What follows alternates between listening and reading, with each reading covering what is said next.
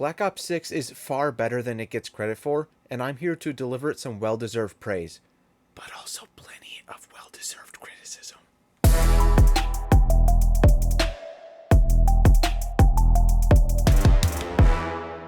Is it that time of year already?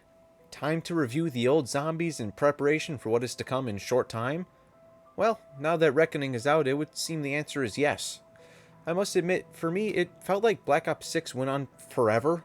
I started adding to this channel only a matter of weeks before the release of Black Ops 6, and that feels like forever ago. Regardless, it is time, and Black Ops 6 has run its course. I'm going to go over the lead up to Black Ops 6, the release, and the life of Black Ops 6 zombies. I will talk about the new, modified, and returning game systems, weapons, perks, field upgrades, and wonder weapons will be topics too. I will talk about maps and Easter eggs as well as the story.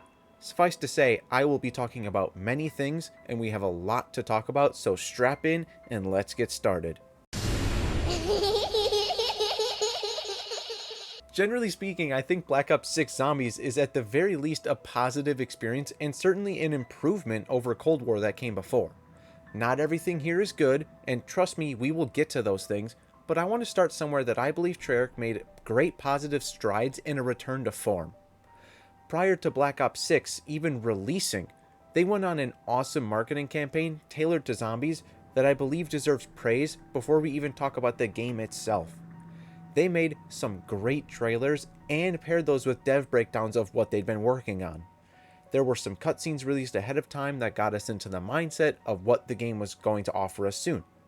The best part of this marketing for me was the slow trickle of information that we got via the ARG website, where new pages would open up slowly through the days and weeks. This made for a fun and persistent trickle of little things. When you bury minute details within teasers like this, the zombies community will go rabid, combing every single frame of that until they are satisfied they found everything relevant. It is an exciting thing to be a part of and watch unfold. I want things like this to happen more often. The zombies portion of COD is neglected many times with marketing, as it is the forgotten child at this point. There was a time where zombies did draw numbers to COD, and therefore it got plenty of attention from devs and the publisher to promote it. That isn't so much the case now, so I do cherish every moment where this kind of marketing and hype is offered to this dying community. Treyarch, please do more of this in the future. We live for this. That is all I have to say about the marketing leading up to the launch of Black Ops 6. I have one small note for how the rest of the game went. For each subsequent map that came out, we kept getting more in-depth blog posts about each map before they came out. This was much less about the secrets and hype, it was more about revealing nearly everything about a map before it even came out. I do appreciate that the effort to provide information and content for the community is there and was there, but I do wish that these were more cryptic and brief in nature. That's all I've got for marketing in Black Ops 6. I think Treyarch did a great job leading up to it and a good job during the life of it. Now, I am waiting for things to start rolling out for Black Ops 7.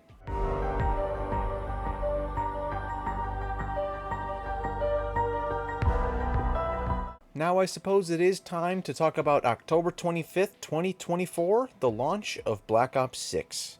This is going to be jam-packed with information, so I think the best thing we can do is take this time before even discussing a map to talk about game systems and things that were updated or brought to the table for Black Ops 6, which will lay the foundation for the rest of the video as these elements exist within every single map, as you would expect.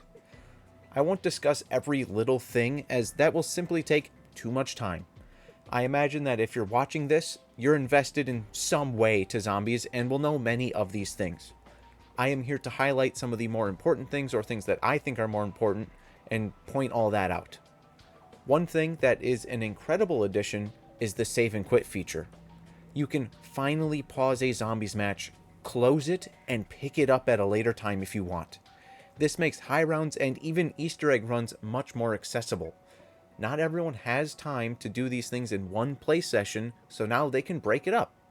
This comes with the downside of always being online, even in solo games, as well as a limit to the pause timer of 15 minutes. This is something that needs to be addressed in Black Ops 7 though I doubt they will. They got half of this right with save and quit, but messed up the rest. Outside of matches, you are leveling up like we've seen in previous games, and we have prestiges here too. The way it's done in Black Ops 6 is quietly one of my favorite things about Black Ops 6 as a whole. When you play zombies, you level up, but not just in zombies. This translates to multiplayer and Warzone, and all modes all talk to each other. You play one and you level up in all three.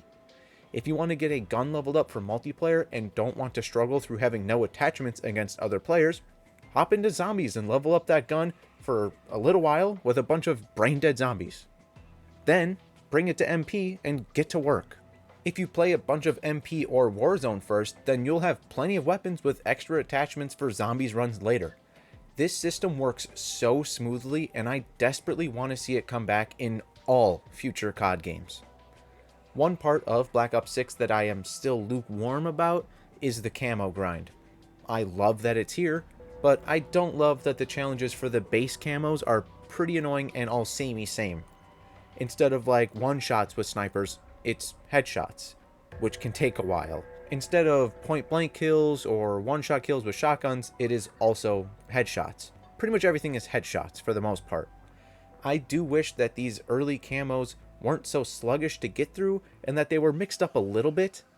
I like the rest of the challenges as they get varied and generally aren't hard to get done, plus the camos for zombies look really good. Those are the overall things that I wanted to talk about before the more game mechanic type of discussions start right about now. Why don't we start actual game mechanics with the very thing that literally allows players to keep playing the game and talk about health, or more accurately, armor. Yes, armor came back in Black Ops 6 from Cold War, and honestly, hear me out, I think it's better now. I know that this is likely an unpopular opinion, and trust me, I am in the party that would prefer no armor and for shields to come back. However, this simply isn't the case, and dear God, apparently it isn't ever coming back because they are avoiding it like the plague. So let's work with what we have for a moment. We have armor, and we start with 1 plate of armor max. We can add to that 2 plates then for 4,000 essence, and then eventually make it 3 plates for 10,000 essence later. Or do 14,000 up front for all 3 plates. This is a change from Cold War, where armor was bought through salvage.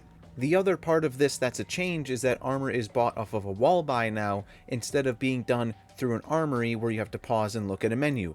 That is a great way to smooth out the gameplay and stop players from having to look at menus every 5 seconds when they want to buy armor or upgrade their weapon or pack a punch. Now it is just for upgrading a weapon. If your armor breaks, you will have to pick up armor plates from the ground, just like in Cold War. This time is different though, as you choose when the plate goes on and protects you. If you want to save it for later, you can choose to not activate it quite yet. This is the only real difference between how the armor works in these 2 games. Yet, I still think it is much better in Black Ops 6. That tiny bit of flexibility can help a player feel more choice and strategy in a match. The downside being, you have to constantly activate the button to plate up hundreds of times a match. It is a trade-off, but not a terrible one, because after a short time of playing, the plating mechanic becomes second nature and it's fine. Again, I would prefer shields, but the game isn't built for that, and you know how we know that? Because they offered the shield method in Black Ops 6, and it is garbage. There are too many ranged attacks now that can take half of your health, even with armor on. So take away the 360 degree armor protection away and get a shield that's just on your back, and you're in for a rough time. We will talk about how this shield thing was possible in a moment. It also must be said that not having full 360 degree protection is rough against basic zombies too, because as the rounds progress, they begin to do more damage. Without armor, you can be dropped so fast by zombies with their high damage, speed, and attack speed. Zombies should have a consistent damage number from the start to the finish of the game, but armor makes that impossible. Either the zombies are way too strong early, or they're way too weak late. As it stands right now, they have to scale to keep up with the armor that we can get later in the game. Moving on, we're going to talk about the player upgrades available in match, or outside of match, but these are the things that actually help you in match. We of course have perks, as always, field upgrades are back from Cold War, and so too are weapon rarities and a 3-tier pack system, and we have ammo mods, just like since Black Ops 3. Perks are the standard ones we would come to expect, and now have a new form of upgrades that we will discuss soon. The field upgrades share this same new upgrade system, and RIP to Ring of Fire because that lovely thing never did make a comeback. The final buddy within the new upgrade system are the ammo mods. So, what is this new upgrade system, and why do I personally think it is far superior to Cold War upgrades? The augment system allows you to select a perk, ammo mod, or field upgrade, and then while you are playing, you will earn XP towards unlocking new augments for that selected item. There are 3 minor and 3 major augments for every perk, ammo mod, and field upgrade.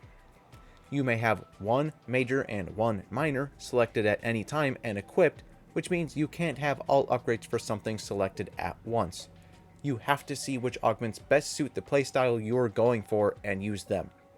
This allowed Treyarch to get more creative with these upgrades, as the balance comes from the fact that you can't have all broken things at once. It also allowed them to slightly revive old perks or systems back into Black Ops 6 through this system. For example, if you fully level up Quick Revive, you will gain access to the major augment Dying Wish. This works just like Dying Wish from Black Ops 4, where, in an instance that you would have gone down, you instead become immune for a few seconds and have a chance to escape. This consumes your Quick Revive, and you'll have to buy it again. So we have Quick Revive, but if you run it with this augment, then you're also essentially gaining a second new perk at the same time. Let's say you didn't want to play this way. Let's say you are a more experienced player and are about to play with more novice people. You could not use the Dying Wish augment, and instead run the major augment called EMT. With this augment equipped, and while you have Quick Revive, when you revive allies, they keep perks from their bleed out bar. This will make things easier for them when they go down and you pick them up. This is only one example, and I could go on for ages about the different ways to utilize this system. All that to say, this adds a ton of variability if you seek it, and can lead players to testing different ways to create stronger augment sets, or finding strategies off the beaten path that lead to more fun moments. This is where the shield method I mentioned comes from. There is an augment you can get for Jug that will convert your armor into basically a shield. It will only protect your backside. You can get that feeling of a shield again, but the game design doesn't allow it to be useful, so it's mostly forgotten and unused. Don't forget either that augments are also applied to ammo mods and field upgrades, so there is a ton of options out there for players to think about even outside of perks. Augments I see as an absolute win, and I hope that this system or one like it returns in the future. Let's say for a moment that they seek to change this system. Many people don't like how this progression exists outside of the matches you play, and I hear that. Let's run with that idea and come up with a few ways that this concept can be changed. One is to make it so that you upgrade these perks during the match through getting XP that match. So your Jug would start at tier 1, and if you live long enough, you could get to tier 5, which gives you more health and other bonuses. We could also do the same idea, but make it point-based, much like Vanguard actually. Buying the perk multiple times stacks it and increases your benefit. A third option is to make it so that the upgrades come through doing in-match challenges. Something like to upgrade Jug, you have to take 500 damage. Then the next tier of Jug is to kill 100 zombies while you're under half health. Things like this that you have to do to earn the next tier. A last idea is to do a roguelike method where every few rounds you're given a few options from a massive pool, and you have to pick from that what you want to upgrade. This is something that a zombies game has done before with Skur Ritual. It isn't COD zombies, but it is zombies and round-based and all.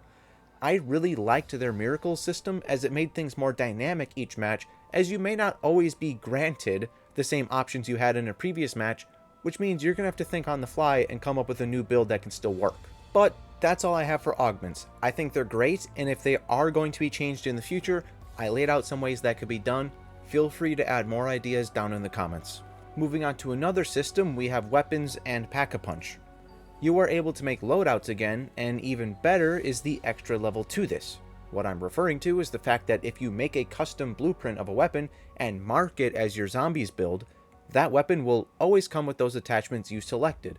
So if you spawn with that weapon, buy it from the wall, get it from the mystery box, or get it as a challenge reward, then it will match the attachments that you desire for that weapon. This is much like how things were originally in Black Ops 3 and 4 with custom weapon attachments in zombies. This was lost for most of Cold War, and you could only control your spawning weapon. Anything you got after that was a complete random roll of attachments. A good return to form on that front, and then with the loadouts, they are essentially the same as they were in Cold War. I know that the loadouts are controversial, and I truly don't understand why. Let's talk about it for a moment. You have loadouts and can spawn with any weapon you desire. The complaint is that you can spawn with any weapon you desire. People argue that you can just spawn with an LMG and be set.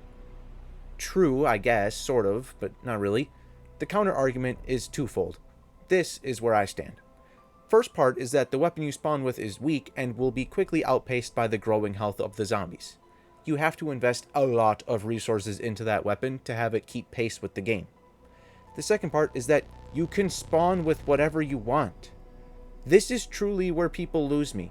They complain that you can pick any weapon and they prefer spawning with a pistol. To that I say, you literally have the tools to do that. Spawn with a pistol. Heck, spawn with a pistol with no attachments. Hell, spawn with a pistol, holster it, and just fist the zombies instead. You have all of the power to spawn with a pistol and ditch it later for a wall weapon or mystery box spin. The world is your oyster. Do what you please with it. I do get frustrated hearing the classic line, "Why would I spawn with a pistol when I have the option to spawn with something better?" I don't know, maybe because you just asked to spawn with a pistol. If you can't control yourself enough to make yourself spawn with a pistol when you want to spawn with a pistol, then I fail to see how that is the game's fault. Clearly I'm okay with the loadout system, however I won't be mad if it ever goes away, which it probably won't. The next part of weapons is talking about Pack-a-Punch, which only has some minor tweaks for this game. First up is that ammo mods no longer live in the Pack-a-Punch. They've been moved to the armory where you upgrade the rarity of your weapons. The Pack-a-Punch has the sole purpose of upgrading your weapon, and it is so much better not going into a menu every time I Pack-a-Punch.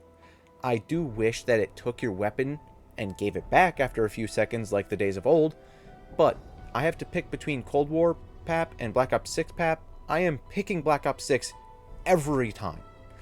The final segment I have on weapons will lead directly into a new segment as we talk about the rarity upgrading.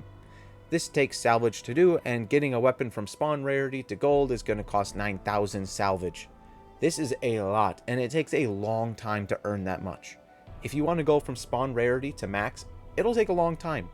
It is more efficient from a salvage standpoint to buy a wall gun or a box weapon that is a higher tier, as that will make things progress faster for you.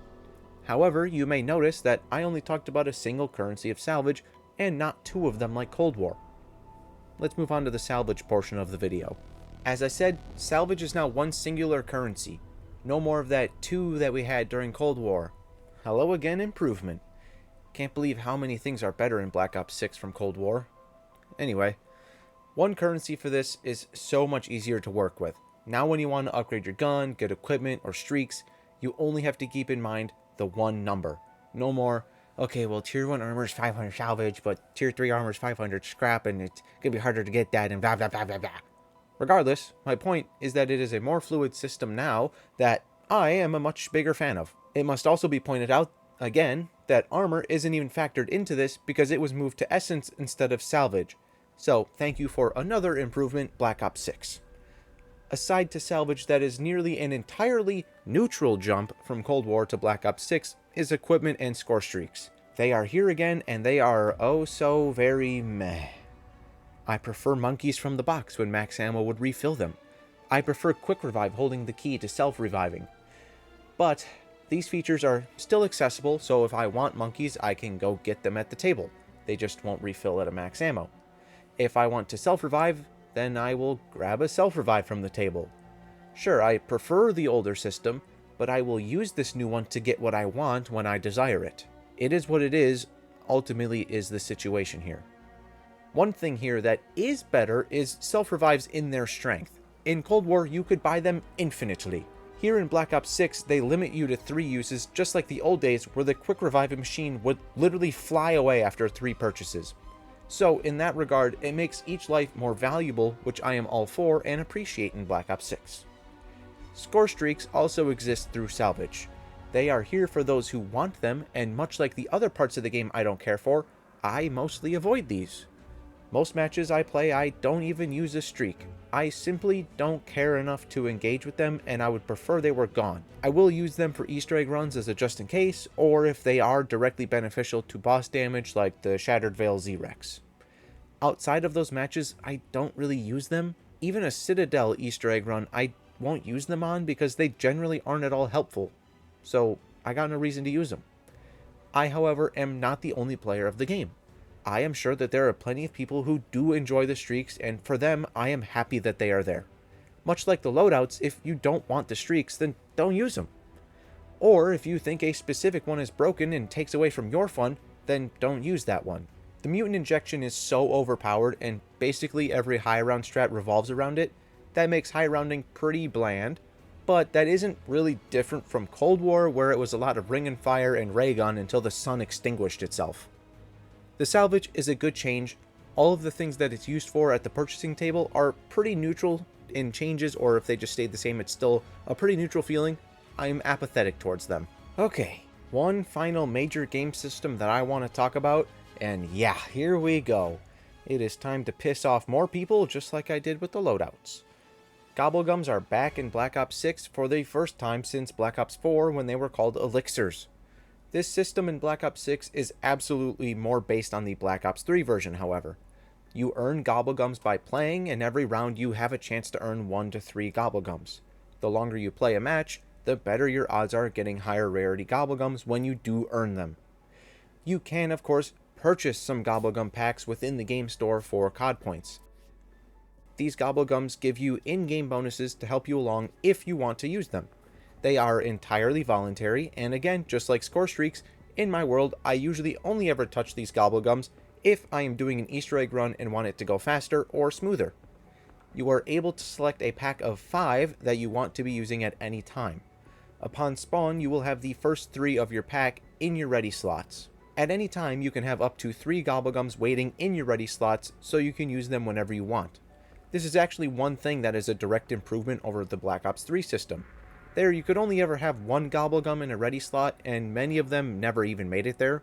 If you did pull a Gobblegum, there were many that would immediately activate, so you had better be needing it then. This Black Ops 6 system allows for more control over how and when you use Gobblegums.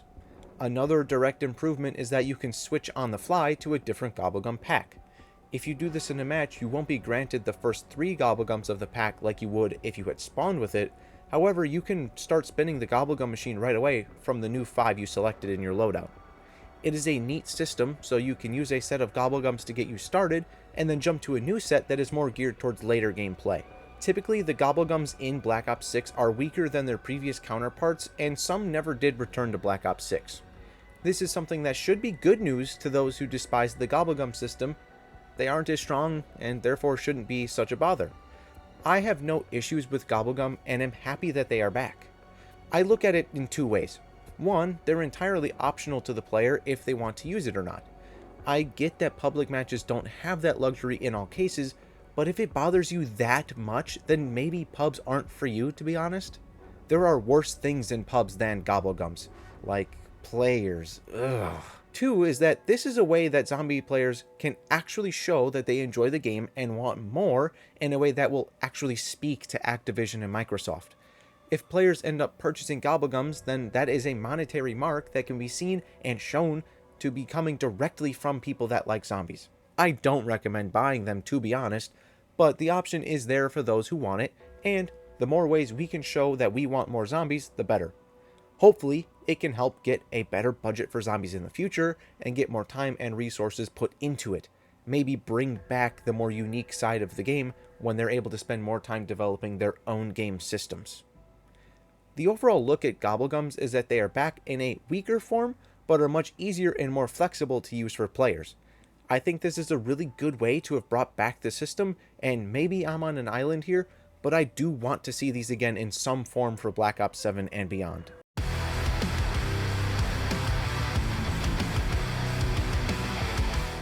We spent a lot of time talking about overall game systems, and while I could go into more, I will leave it there as we covered the major bases that I wanted to talk about.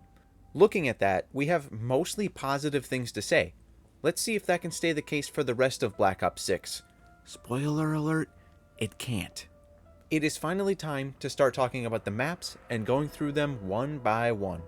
I'm going to tease you all, and myself, by starting this part with Liberty Falls and saving my beloved Terminus for after that. Liberty Falls, on paper, is meant to be the lame duck of Black Ops 6. The small map, the simple map, the casual map. In many regards, it is that, but it became pretty well liked, surprisingly, especially after the hate it got before release due to a poor showing at COD Next. The dev team addressed some of those concerns for launch, and when it came out, players went at it, but mostly shifted to Terminus where the content was. That was until players had their fill of Terminus, then they flooded back to Liberty Falls and sunk so much time into this map. It is the perfect grinding map within Black Ops 6. Easy to get into and started, easy to live in and grind away at mastery challenges or camos. Again, I won't say this map was generally loved, but it certainly seems to be generally liked. Liberty Falls brings the resurrection of a lost wonder weapon in the jet gun, now new and massively improved. This wonder weapon is actually fun to use, imagine that. Never thought I would say that about the jet gun. This map chronologically is taking place basically at the same time as Terminus and has its own story that at this point seemed pretty disconnected from the rest of Black Ops 6, and it would continue to do so for a very long time until we got some answers much later in the game, and while those answers weren't perfect, they were answers, I guess we can say that. We'll get there when we get there though. As with every map in this game, the ray gun is here of course, and we also then have the aforementioned jet gun. Get used to this type of thing because Black Ops 6 loves using old wonder weapons. In fact, let's start a count. We have 0 new wonder weapons and 2 recycled ones so far. We have the return of the Abomination and Mangler as mini-bosses in Liberty Falls, and the Manglers are fine to deal with unless there's 10 walking around at once spamming ranged attacks. Later in the game, toss in a few Abominations and it gets really annoying to play this map past about round 32, 33. That is another common trend of Black Ops 6 with boss spam.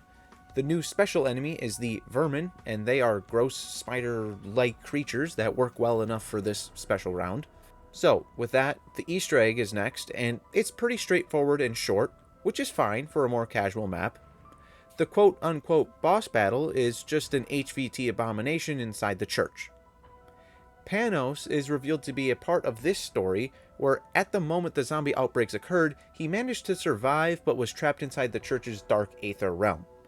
Also at the beginning of this outbreak, we see Sam manage to trap Richtofen, assumably in the dark aether.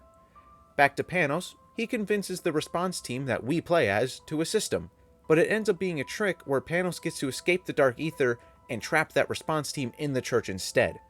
That ending brought Liberty Falls to a close. Liberty Falls is not a fantastic map, but it serves its role supremely well, giving casual players a good map to start with and get a feel for the zombies in Black Ops 6.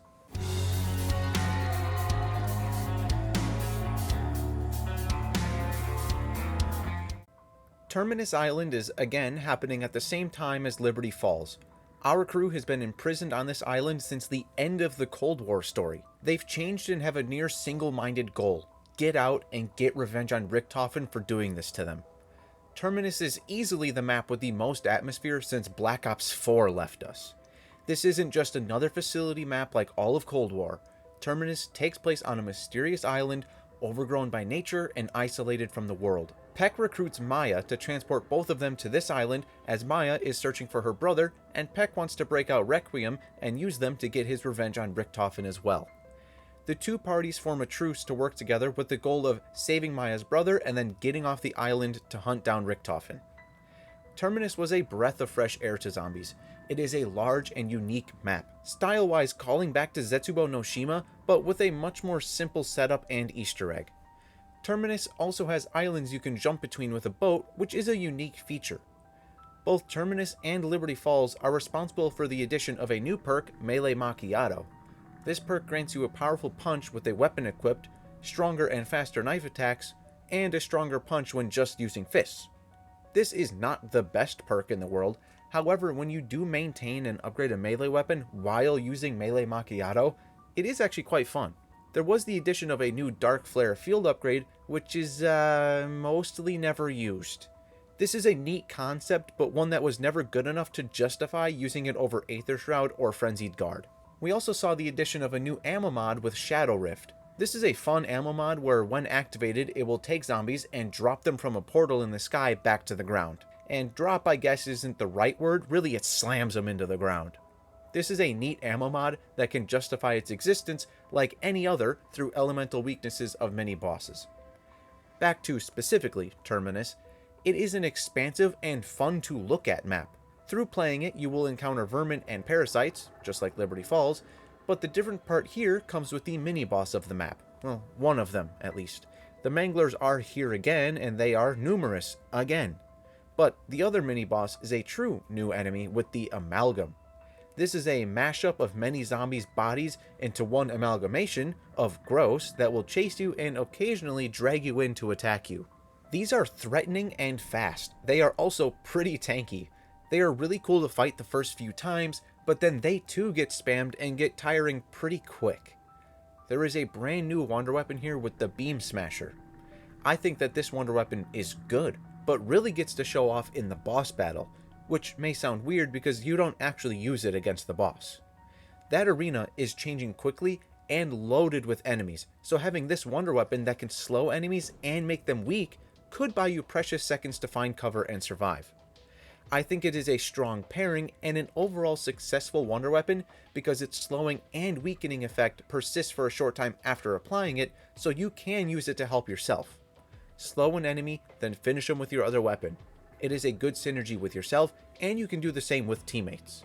After this weapon, our count is now at 1 new wonder weapon and 2 recycled wonder weapons. The Easter egg on Terminus was an improvement over Cold War, but not by much.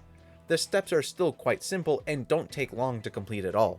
You will easily spend more time just getting enough points to gear up for the final boss fight. During this Easter egg though, you will uncover the fate of Maya's brother Nathan. He was captured and experimented on, which has made him an amalgam. You have to fight him, and Maya ultimately is the one to end her brother mercifully. When you go to take on the final boss of Terminus, you are met with the best boss fight zombies had seen in a very long time. Patient 13 gets an amazing song for his boss fight.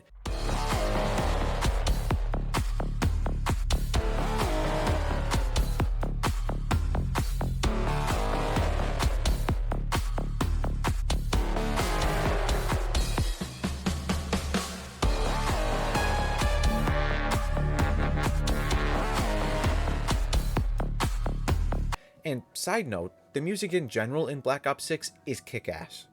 But Patient 13 is a massive squid-like creature that holds up the center of the new arena.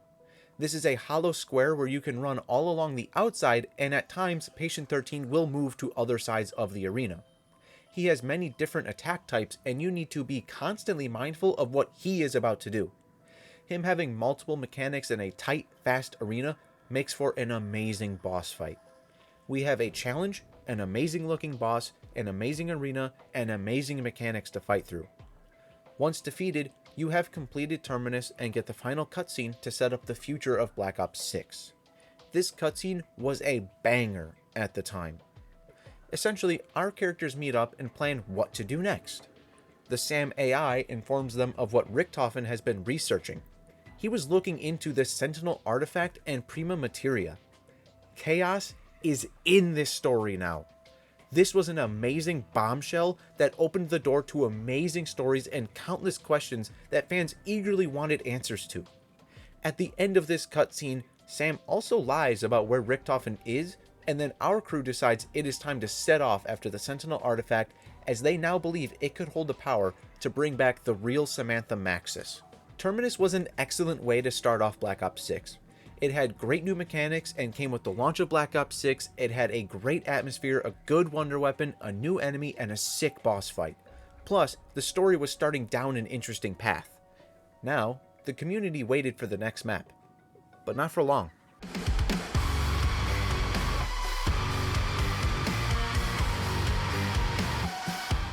Only a little more than a month after the launch of Black Ops 6, we already had our next map in hand. Citadel Daymore launched on December 5th, 2024. Along with the map, we got access to some other new treats. A new ammo mod, Lightmend, came to town, and it is a neat addition. A fun way to support yourself and allies, showing that not everything needs to be about offense. We also saw the return of Tesla Storm as a field upgrade, which was nice to see. On the Gobblegum side, we got 3 new ones. Those were Power Keg, Timeout, and a whimsical Holiday Cheer. I purposely saved the perk for last because one of my favorite perks came back to me for the first time in 12 years when they brought back Vulturade, baby! Oh, of course, with 6 augments, just like Lightmend and Tesla Storm as well. I cannot begin to tell you how happy I was when this perk came back. It was always so fun to use back in the day, and I have missed it for so many years. Was it still as good and fun now? Technically no, but I still really like it. Previously, it stood out for its completely unique effects and uses, getting ammo drops and point drops along with being able to conceal yourself in zombie flatulence. Bringing it back to Black Ops 6, it faced the same challenge as most things do in modern zombies and lost its charm. For example, you can just get ammo drops from mini-bosses now, so Vulturade doing that isn't unique anymore. That doesn't mean Vulturade is bad though, it is really helpful and it is great inside of Black Ops 6 Zombies. You can still get the fart clouds through augments, but it isn't as helpful because we are generally much more unkillable throughout these games.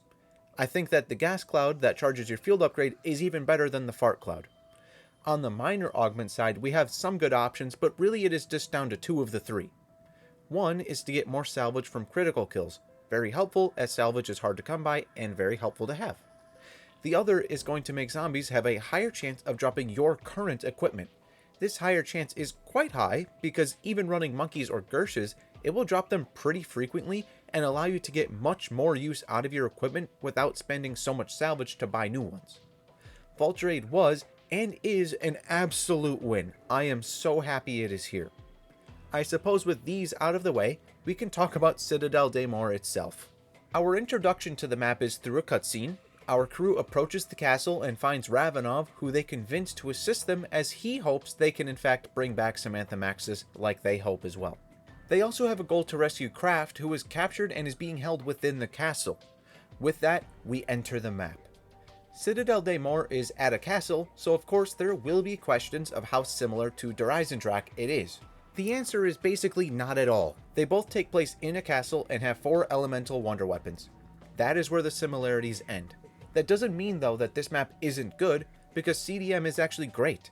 It doesn't have quite the same level of atmosphere as Terminus, but where it makes up ground is in its wonder weapons and Easter egg steps, but we'll get there shortly. In CDM, you will work your way through the courtyard up and to the castle. In an attempt to unlock Pack-a-Punch, you will trigger an encounter with the newest enemy type, the Doppelgast. It comes flying out of a crate and attacks you.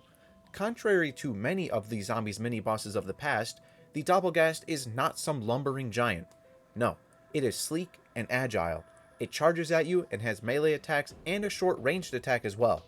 If you're hit by this ranged attack, you get slowed and your screen becomes purple distorted for a few seconds.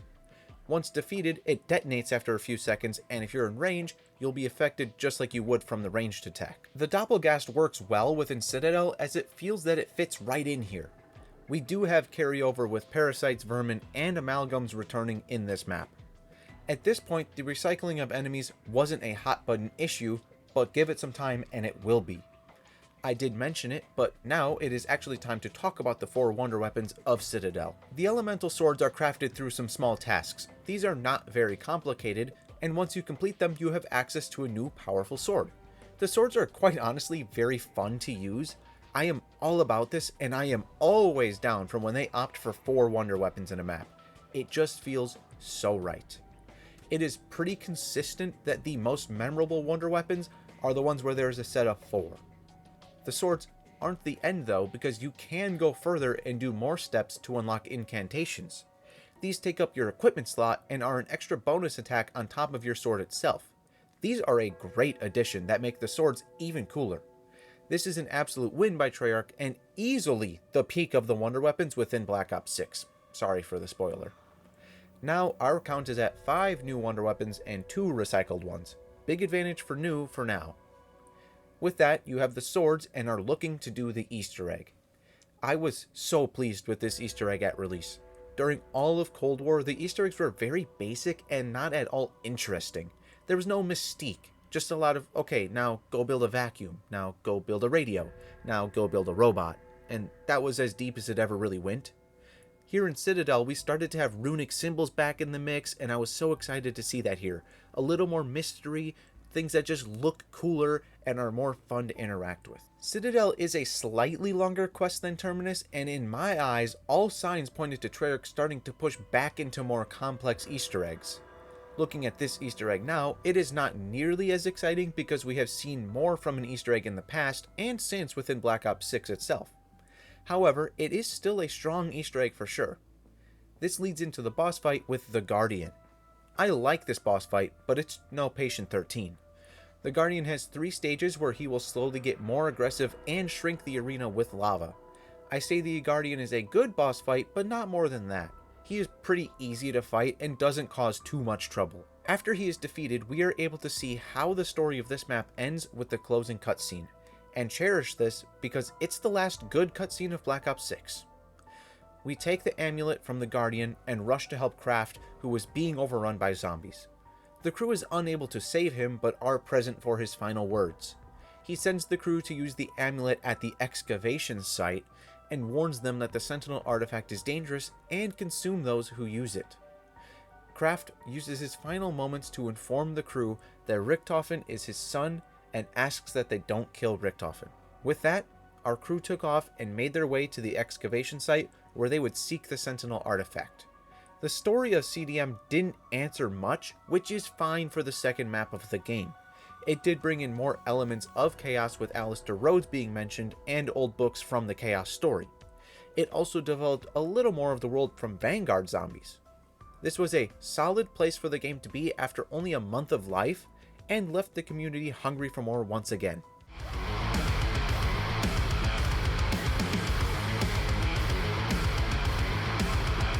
More came soon, not even 2 months later when the Tomb dropped on January 28th. Man, can I just skip this map? I don't want to talk about it. The Tomb launched with the map, of course, and also brought with it the War Machine as a streak. Wow. Very cool. It brought Death Perception as a perk with, of course, 6 augments. Wow. Very cool. It also brought 3 new Gobblegums, being Dead Drop, Modified Chaos, and Quakenarok. Whatever. This is a sparse serving of new content, and where we may normally get excited about a new or returning perk, who actually cares about Death Perception? Honestly. We could have had Mule Kick or hell Tombstone. We got neither of these during Black Ops 6, by the way. So already off to a weak start. Why don't we get into the map itself and see what awaits us in this cock tease of Origins? And yes, I am calling it that because Treyarch was purposely misleading about the specific words they used before this map came out to generate theories that this in some way would be a follow-up or return to Origins. There is only one way that it can be viewed that way, which we will cover when it comes up. However, I am using this time, right now, to talk about the operator system within Black Ops 6. That may seem an odd time to bring it up, but trust me, it will make sense soon. Back in Cold War, we had no set crew at all. We just played as random operators who didn't directly have anything to do with the story. This outright sucked. It left a massive void where there used to be some connection between the player and the character they are to the game and story unfolding. In Black Ops 6, they half rectified this issue up until the Tomb. Within Black Ops 6, you can play as whoever you want, or any operator you want. But it does highlight 4 characters in that menu who are the dedicated crew, where if you play as these characters, you will be privy to more relevant voice lines and interactions during your matches.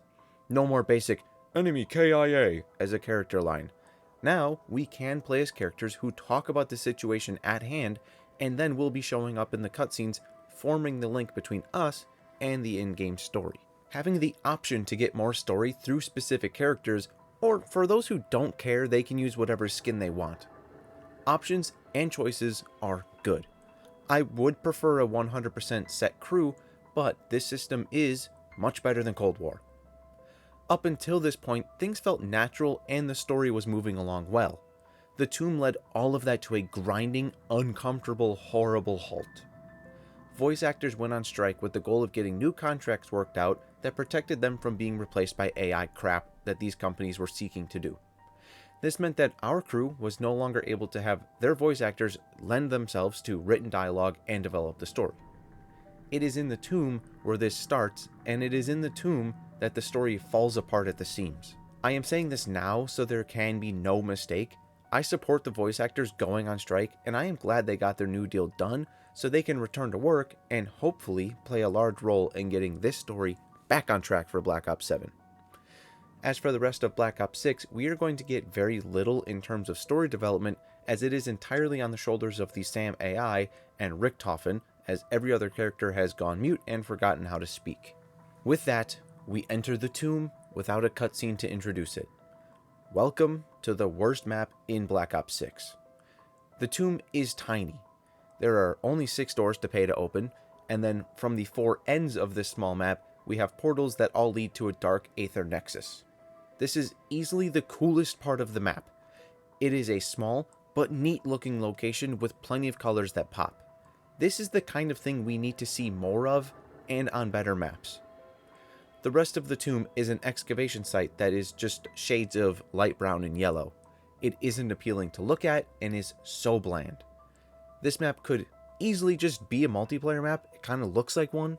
So we have the map open and now it's time to explore. Let's just do this right now. Death perception, no new field upgrade, no new ammo mod, 3 mediocre gobblegums, no new enemy. We have the return of vermin, parasites, doppelgas, amalgams, and shock mimics, which are just mimics in function, and we've had those many times before. No new wonder weapon, but we get the ice staff. Literally none of the other staffs, so why even bring the one back? Shortest Easter egg, and worst boss fight.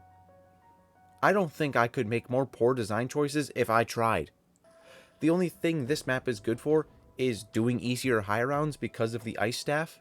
Which reminds me, our count is now at 5 new wonder weapons and 3 recycled ones. They tease some form of connection to Origins through the ice staff, but aren't willing to go all the way and give us access to the 4 staffs. They cheaped out on cheaping out. If you're going to recycle the most recognizable wonder weapon set in zombies, then you should finish the job and bring them all back. Why don't we go ahead now and walk through every step of this Easter egg, and I promise it won't take long. Step 1. Get the staff, build it, or through the box. Step 2. Upgrade the staff by shooting 3 crystals, which is easy, shooting 3 rocks, and the portal, which is easy, escorting an orb in the Dark Aether Nexus, which is moderate. Now you have the upgraded staff in only a few minutes of time. Step 3. Do 4 trials, which are activated by the butt end of your upgraded staff. These are so easy because of the ice staff. Step 4. Boss fight. Are you serious? That's the Easter egg? This is criminally short and boring. Taking on the boss, which is the Sentinel artifact, you find a poorly designed boss fight to boot with this garbage map. 4 beginning stages end up with 4 Sentinel artifacts floating up and down in the middle of the arena, shooting out lasers. If you're hit by a laser, you're basically screwed. It stun locks you and prevents you from moving, which means you're likely to get hit by the next beam unless you prone, which means the zombies will destroy you. After the first 4 rounds, then the Sentinel artifacts start to link with enemies that increase in difficulty up to being an HVT amalgam that has so much health and they don't really get slowed down by the ice staff much. If you can get through all of that, then you will have to get past one final damage check and it'll be over. I hate this boss fight. There aren't really many boss fights in zombies that I do hate. I love many, like many, and I'm indifferent on quite a few. But the tomb, I hate this boss fight. The enemy being the Sentinel artifact is cheap, and the mechanics of the fight suck when they just spam bosses in this tiny arena that you can't really evade because the artifacts are shooting the stunning lasers. Just a frustrating and poor boss fight. When you do complete it, you get the lamest excuse for a cutscene ever. Weaver grabs the artifact, the team heads out to the surface, and they leave. We also get a sequence where the Sam AI dumps information about the Sentinel artifact into our lap, and that's it. The tomb ended with the hype literally deflating out from under Black Ops 6 before it ever got going. It was hard to be optimistic because the VA strike still loomed large, and the end of the tomb informed us that our next map was going to take place right next to Liberty Falls. Odd choice to have two maps within a few miles of each other. Man, it would be really odd if they had three maps within a few miles of each other, but at least they stopped at two. Oh, they didn't stop at two? What the fuck?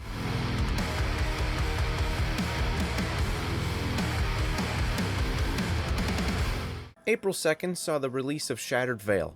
In this content update, we got a field upgrade with Frost Blast. We also got 3 new Gobblegums with Tactical Diffusion, Support Group, and the whimsical Die Pitched. The big one is that for the first time since Black Ops 3, we had Double Tap back in Zombies. I would have loved if it was formatted like a Double Tap 2.0, but they didn't go that route.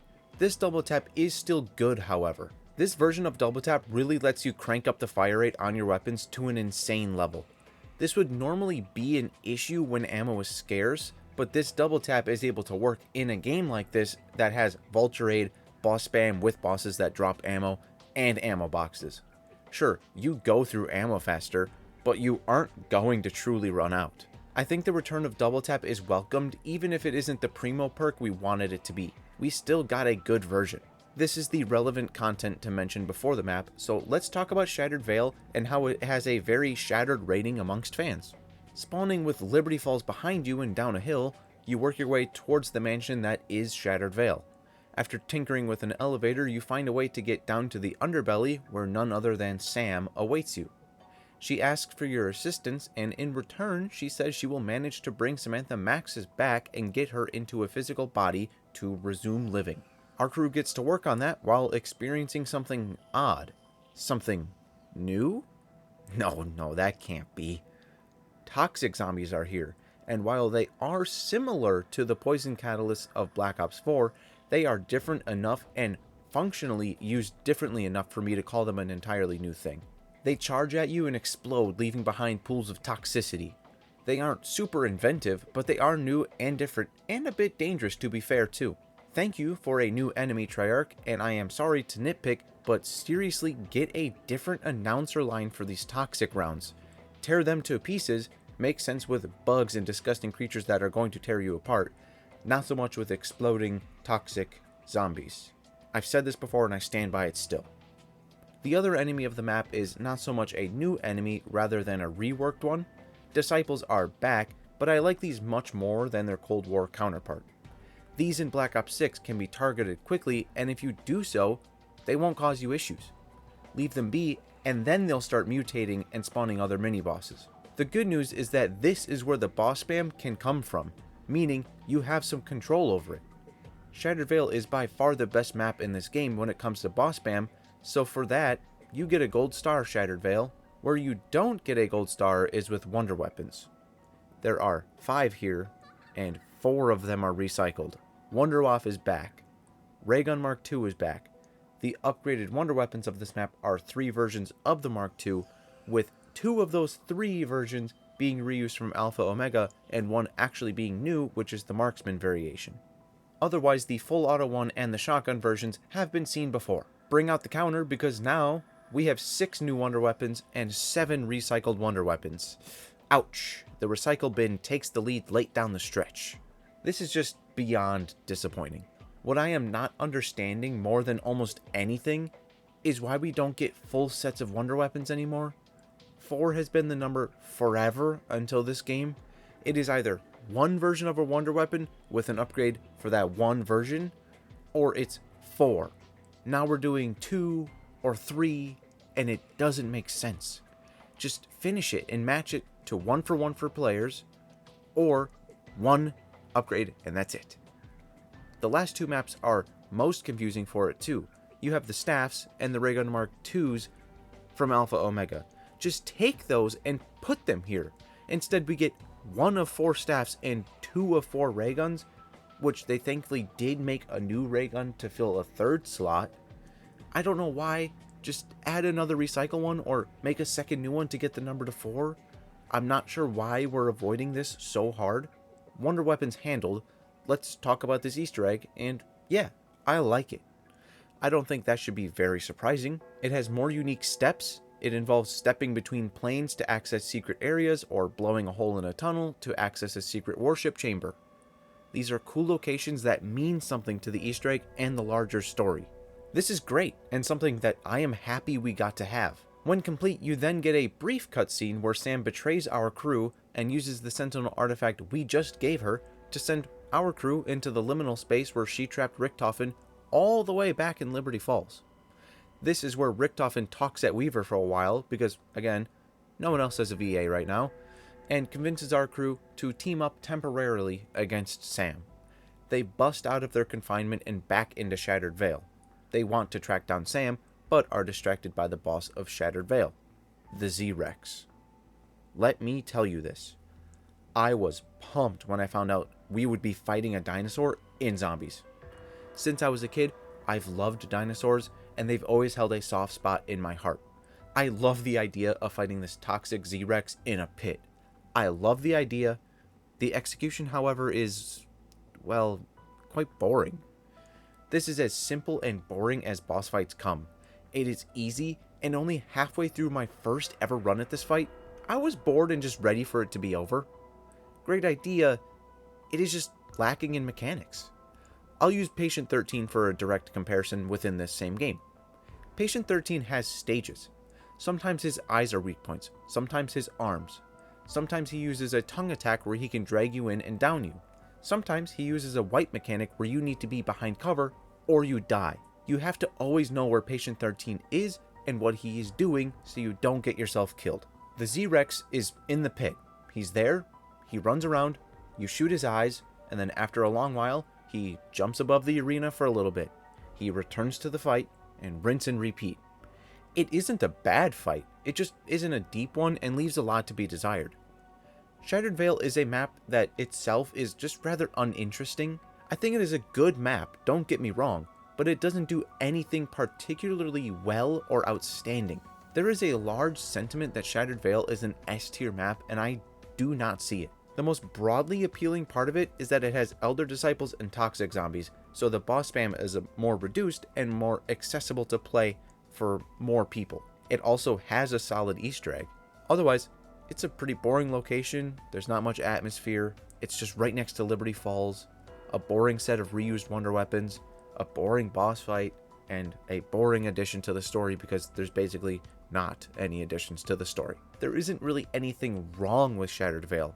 It's just an average to better than average zombies map, and there's nothing wrong with that, so don't go freaking out that I'm not calling it the best thing since sliced bread. Our crew and Richtofen finish off the Z-Rex and then pursue Sam in hopes of bringing her reckoning. See what I did there? Whatever, roll to the next map.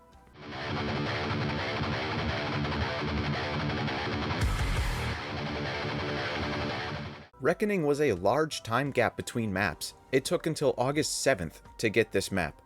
That is about the same gap between maps 3 and 4 of Black Ops 6, and now the gap between map 4 of Black Ops 6 and Black Ops 7. That is a wild wait, and it definitely took the wind out of my sails. When Reckoning was announced and trailers started coming, I was disinterested, to say it nicely. I was checked out, I felt I was done with Black Ops 6 and ready to mostly ignore this map, maybe play it once, do the Easter egg, move on. But then I played it, and things changed. Let's first, as we have been all video, talk about the new content quickly. We have a new field upgrade, Mr. Peaks, a truly new field upgrade, which is nice, but he doesn't come out until later. He isn't day one with the map, which is disappointing. We also have the combat bow streak, and that's it. Sparse content for sure, but a great map can make that less relevant.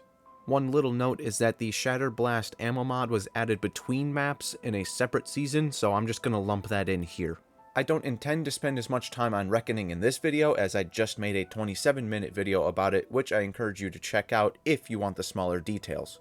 We are going to go more of the Spark Notes route here and also catch up on one thing I forgot to mention in that video. Reckoning takes place within miles of Liberty Falls and Shattered Vale. I genuinely don't get it. Treyarch started off well with Terminus in a random island and Liberty Falls being in a city, and then added Citadel, which was a unique spot. Then they added the Tomb, which was unique, even if not a good map, it is off in its own part of the world. But then Shattered Vale went right back to the Liberty Falls area, and Reckoning did the same? So half of the maps within Black Ops 6 take place within a few miles of each other. Make it make sense. This is just boring knowing that all of these maps are so close to each other.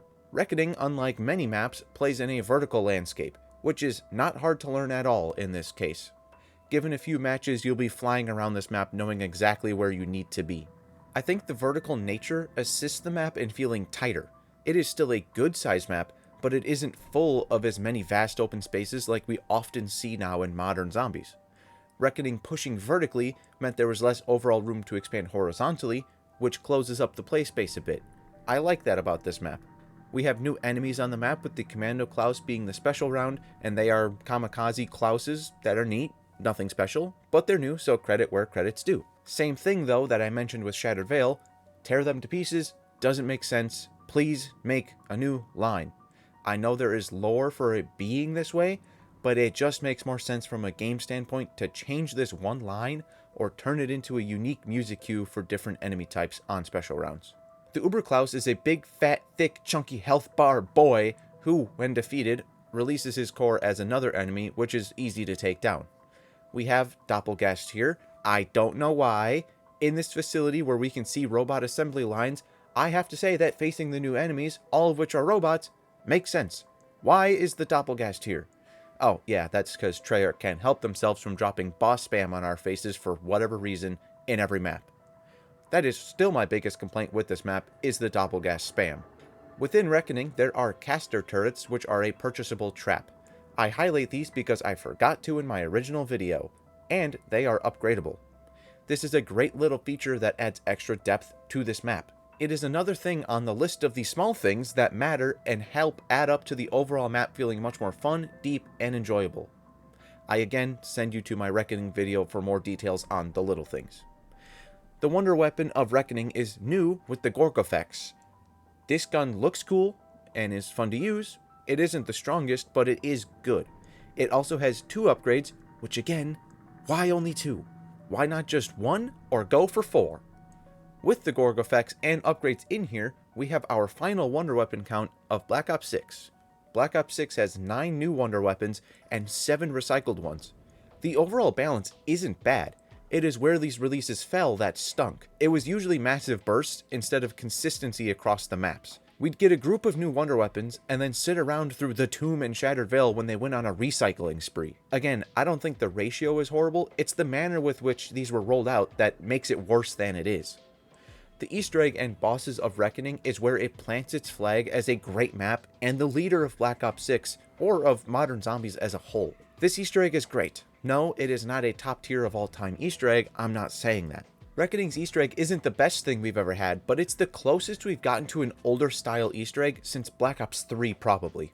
I skipped Black Ops 4 because that is on an entirely different level of complexity that we'll probably never see again.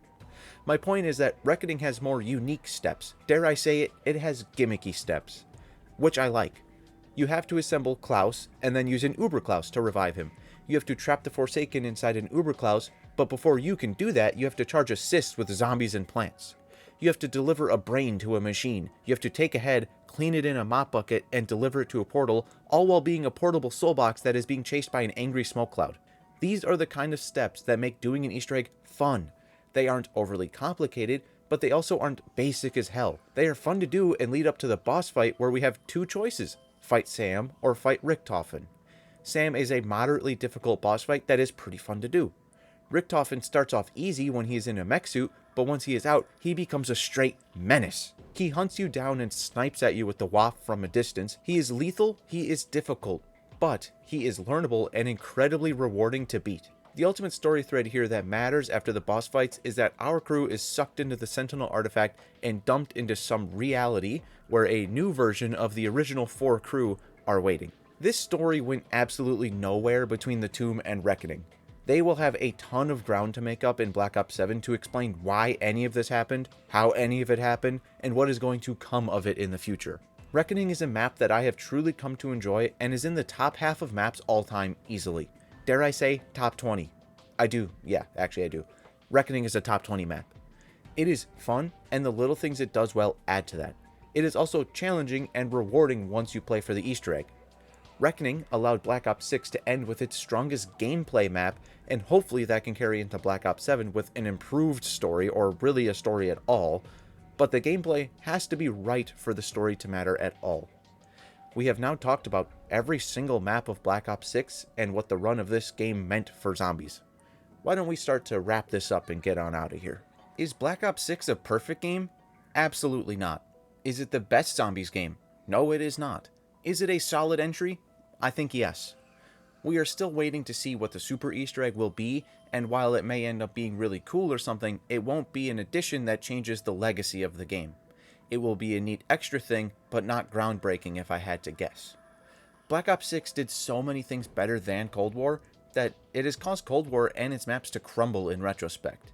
The only two things that Cold War directly has over Black Ops 6 is that it had all original wonder weapons for new maps, and its story actually wrapped up in a neat way. Every other part of Cold War was weaker. This is a good sign that this development team is getting better with time. If they can keep improving, we may be in for some really good zombies maps coming up in Black Ops 7, if leaks are to be believed. I am hoping that they are true so we can get some more of these really unique locations, which is something we haven't seen much of in a long time. Black Ops 6 gets way more hate than necessary. This is a good entry to the zombies universe. Relax, I didn't say amazing or even great. It is good and has some great parts, like many of its boss fights for a quick example. There are many problems like the pause timer, always online, atmosphere, armor versus shields, point system, weak story, and more. These things prevent it from being the best, but they don't outright stop it from being a good zombies game. While I would prefer a classic style zombies game, I make do with what we have to get my zombies fix yet today and make the best of it. I am cautiously optimistic about Black Ops 7, and I will not be pre-ordering, but I will be there for release. I'll be using Game Pass to get myself access and check it out. I am beyond petrified that Transit is going to be there at launch in some form, and I pray that they address the issues with Black Ops 2 Transit, because if they do Transit again and completely mess it up, we are in for a rough launch window of Black Ops 7. However, I have spent my thoughts on Black Ops 6, and it is time to get out of here. Now that Black Ops 6 is at its end, what did you think of the newest Zombies experience? Was this better than Cold War? Where would you place it amongst other Zombies titles? Are you looking forward to Black Ops 7 Zombies and what that will offer? Let me know what you think down in the comments section below. Thank you for watching and sticking around for this long video. Please like, comment, and subscribe. I'll see you in the next video.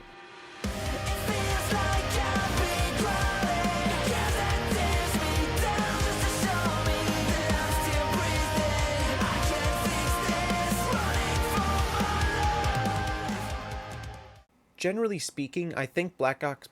Ooh.